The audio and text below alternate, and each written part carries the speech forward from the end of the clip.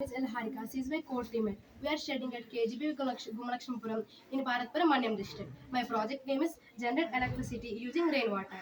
Natural అనేక sources ఉన్నాయి. దానిని మనం అనుకూలంగా వినియోగించుకోవాలి. అదేవిధంగా ఎకో ఫ్రెండ్లీగా ఉండాలి. మనం వాడే విధానం అనేది పర్యావరణానికి ఎటువంటి హానిని కలుగజేయకూడదు. గమనించింది ఏంటంటే చాలా గ్రామంలో అందరూ ఎలక్ట్రిసిటీని వారికి అవసరమైనంత కంటే అధికంగా వినియోగిస్తున్నారు. దానివల్ల ఎలక్ట్రిసిటీ అనేది చాలా వేస్ట్ అవుతుంది.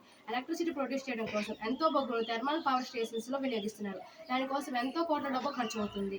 దీనికి సొల్యూషన్గా నేను ప్రాజెక్ట్ చేయడం జరిగింది. దీంతో నో కాస్ట్తో మనం ఎలక్ట్రిసిటీని ప్రొడ్యూస్ చేయవచ్చు.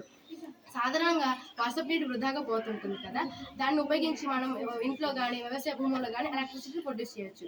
అదెలాగంటే ఈ టర్బైన్స్ని మనం వైర్స్ ద్వారా ఇంట్లో ఎలక్ట్రిక్ పరికరాన్ని కనెక్ట్ చేసి ఆ రెయిన్ వాటర్ని మనం హార్వెస్ట్ చేసుకోవాలి.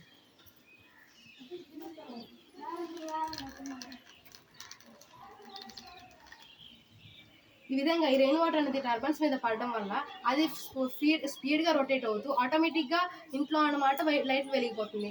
ఈ వైర్స్ అనేది ఎలక్ట్రిక్ ఆ పరికరానికి కనెక్ట్ అయ్యి ఉంటే అక్కడ ఆటోమేటిక్గా లైట్ అనేది వెలిగిపోతుంది అనమాట. ఈ విధంగా మనం రెయిన్ వాటర్తో మనం ఎలక్ట్రిసిటీని ప్రొడ్యూస్ చేసినట్లయితే కరెంట్ ఆదా అవుతుంది. దీన్ని మనం స్టోర్ కూడా చేసుకోవచ్చు.